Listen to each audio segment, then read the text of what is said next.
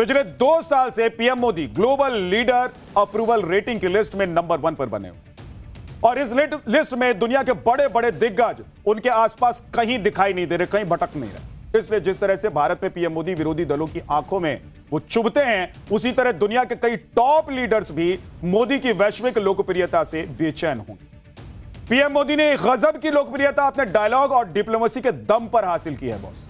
आप देखिए कि मोदी की कौन कौन सी पॉलिसी ने उन्हें दुनिया भर में इतना पॉपुलर बनाया है।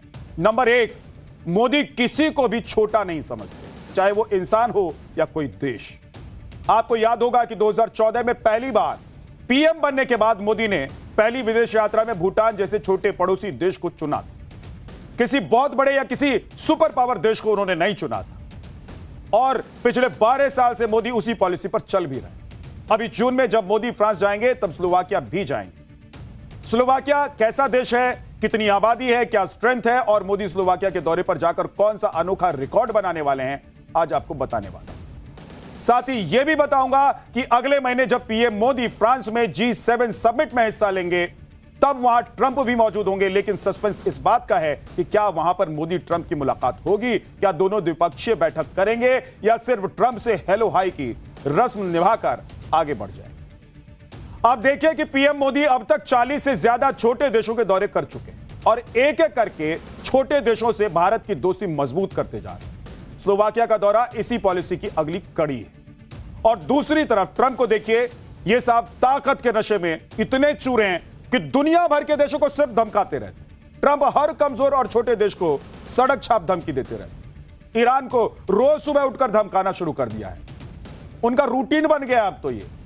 लेकिन कल ट्रंप ने ओमान को भी धमका दिया और मिडिल ईस्ट के अपने मित्र देशों को भी अब ट्रंप नहीं छोड़ रहा। ईरान में ट्रंप की टांग ऐसी फंस गई है जैसे लकड़ी के बोट में बंदर की पूंछ फंस जाती है। ट्रंप को समझ में ही नहीं आ रहा है कि हॉर्मुज कैसे खुलवाएं, मनमाफिक डील के लिए ईरान को कैसे मनाएं।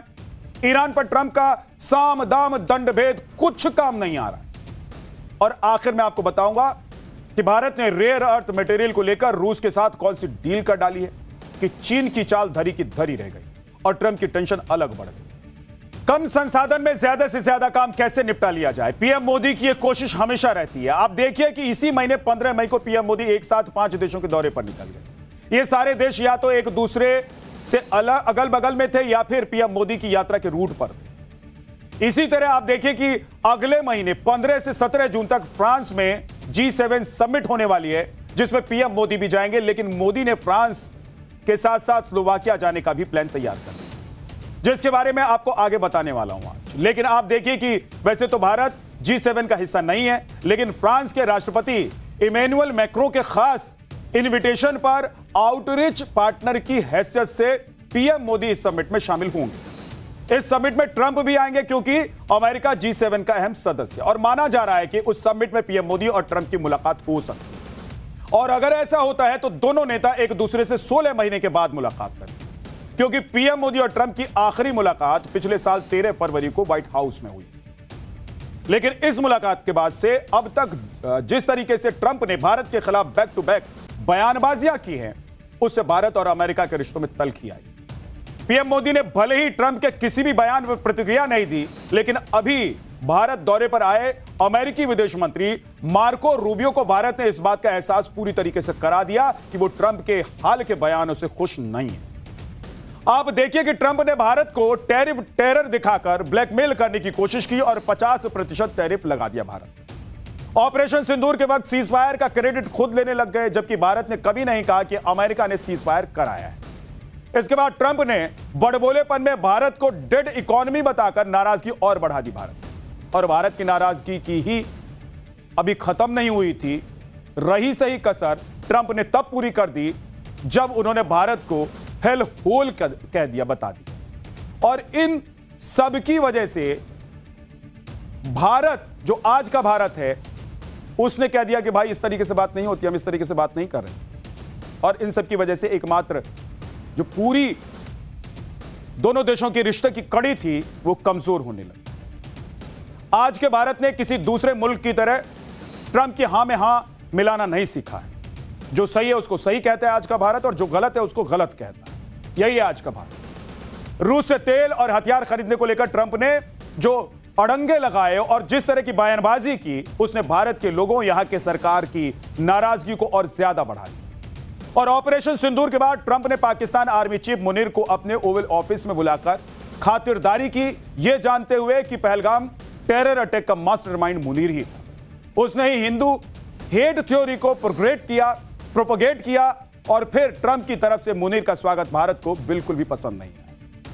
इन सभी बातों का मिला जुला रिएक्शन, रिफ्लेक्शन मार्को रूबियो के दौरे में दिखाई दिया भारत की तरफ से। ऐसा कई लोगों का दावा है, लेकिन भारत सरकार ने इसे आधिकारिक तौर पर एक शब्द भी इस पर नहीं कहा है, बोला है एक भी शब्द नहीं भारत ने इसको लेकर। रूबियो को एयरपोर्ट पर रिसीव करने प्रोटोकॉल के तहत डेलीगेशन गया, आउट ऑफ द वे जाकर कुछ नहीं किया गया। आपने देखा जाने के वक्त भी जयपुर एयरपोर्ट पर रूबियो को विदा करने के लिए पुलिस अधिकारियों और स्थानीय अधिकारियों को भेजा गया। डिप्लोमेसी की भाषा में इसे कोल्ड रिसेप्शन और पैथेटिक सेंड ऑफ कहा जाता है। मैंने पहले भी आपसे कहा कि भारत ने आधिकारिक तौर पर ऐसा कुछ भी नहीं कहा है, लेकिन रिश्तों में एक ठंडापन कहीं ना कहीं जरूर दिखाई। जाहिर है कि भारत ने बिना कुछ कहे अमेरिका को बता दिया कि ट्रंप के बड़बोलेपन ने भारत के साथ अमेरिका के रिश्तों को कमजोर किया। अब पहले वाली वो बात नहीं रही जो गर्मजोशी थी। क्यों? क्योंकि आपने सब कुछ खराब कर लिया। आपने दोस्ती की मान मर्यादा को नहीं रखा, आपने उसका पालन नहीं किया, बड़बोलेपन में सब कुछ खराब कर लिया। होता ना जी, बड़बोलेपन में लोग खराब करने वाले, अमेरिका के राष्ट्रपति ने वही किया। और इसीलिए पीएम मोदी जब अगले महीने G7 की समिट में जाएंगे तो वो ट्रंप से मिलेंगे या फिर नहीं मिलेंगे, द्विपक्षीय बैठक होगी या नहीं होगी, इस सब पर अभी सस्पेंस बना हुआ है। हालांकि मैं ये भी आपको बता दूं, साफ कर दूं कि अभी भी प्रधानमंत्री अपने जवाब में, अपने संबोधन में राष्ट्रपति ट्रंप को मेरे दोस्त कहकर ही संबोधित करते हैं। भारत अमेरिका की कूटनीति सेम पेज पर है। पिछले 12 साल से पीएम मोदी 80 देशों की यात्रा कर चुके हैं। इसमें से कई देश हैं जहां जाने वाले पीएम मोदी भारत के पहले प्रधानमंत्री हैं। उन देशों की लिस्ट आपको दिखाऊंगा, बताऊंगा कौन कौन से वो देश हैं, लेकिन पहले स्लोवाकिया के बारे में आपको बता देता हूं, क्योंकि स्लोवाकिया भी उन्हीं देशों में से एक है जहां पर आज तक कोई भी भारतीय प्रधानमंत्री गया ही नहीं। भारत और स्लोवाकिया के बीच राजनयिक संबंध 1993 में बने थे।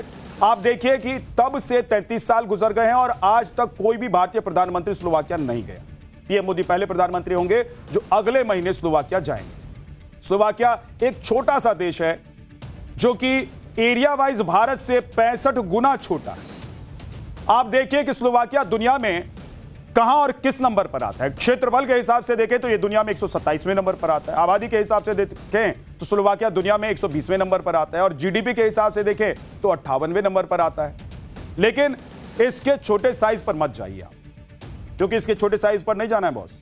स्लोवाकिया को लिटिल बिग कंट्री भी कहा जाता है, क्योंकि इसका साइज भले ही बहुत छोटा है, आबादी भले ही 50 लाख की हो, लेकिन इसकी अर्थव्यवस्था मजबूत है, खूबसूरत पहाड़ी इलाका है और इसकी भौगोलिक स्थिति इसके महत्व को बढ़ा देती है। ये देश यूरोप के केंद्र में स्थित है, इसीलिए रणनीतिक रूप से स्लोवाकिया का बड़ा महत्व है।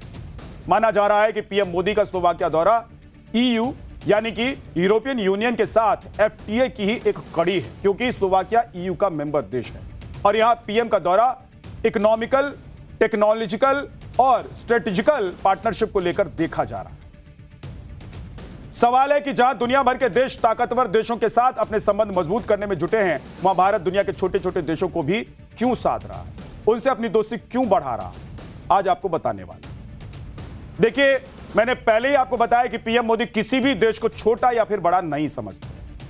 वो साइप्रस जैसे छोटे से देश के राष्ट्रपति से भी उसी आत्मीयता और सम्मान के साथ मिलते हैं जैसा कि अमेरिका, रूस, फ्रांस और ब्रिटेन जैसे बड़े देशों के नेताओं से वो मिलते हैं। और इसी वजह से छोटे देशों के बीच भारत और पीएम मोदी की लोकप्रियता तेजी से बढ़ी है। आपको याद होगा कि जब पीएम मोदी पहली बार पापुआ न्यू गिनी गए थे, तब वहां के पीएम ने तो मोदी के पैर तक छू लिए थे, उनको सम्मान दे दिया। आप देखिए कि पीएम मोदी अब तक 80 देशों की यात्रा कर चुके हैं, जिसमें से 41 देश स्मॉल एंड मीडियम कैटेगरी वाले देश में शामिल होते हैं, जैसे कि फिजी हो गया, मंगोलिया हो गया, सेशल्स हो गया, Mauritius, Brunei, Cyprus, Trinidad and Tobago और यूनाना, रवांडा, युगांडा, नामीबिया, मोजाम्बिक और क्रोएशिया और पापुआ न्यू गिनी। ये ऐसे छोटे देश हैं जहां पीएम मोदी के रूप में कोई भी भारतीय प्रधानमंत्री पहली बार पहुंचे। कहते हैं ना उगते सूरज को सब सलाम करते हैं, लेकिन बॉस पीएम मोदी की सोच अलग है। उनकी समझ, उनका विजन सबसे अलग है। आप देखिए कि बड़े बड़े देशों के लीडर्स छोटे देशों में इसलिए नहीं जाते हैं क्योंकि वो उन देशों से उन्हें कोई बड़ा फायदा नहीं देगा, लेकिन पीएम मोदी बूंद बूंद से सागर भरने में भरोसा करते हैं। भाई साहब, बड़े देशों से तो डील करते ही हैं प्रधानमंत्री नरेंद्र मोदी, साथ में इन छोटे देशों की एकजुट ताकत को भारत अपने लिए बेहद अहम समझता है। ये छोटे छोटे देश यूएन में voting, climate change agenda set करने और मैरीटाइम जोन और टू पोलर दुनिया में अमेरिका चीन के प्रभाव को रोकने में बड़े काम आ सकते हैं। ये देश किसी भी ग्लोबल मंच पर भारत के साथ तभी खड़े होंगे जब भारत से इनके रिश्ते अच्छे होंगे, और इसीलिए पीएम मोदी इन देशों के साथ संबंध और तालमेल बेहतर करने में जुटे हुए।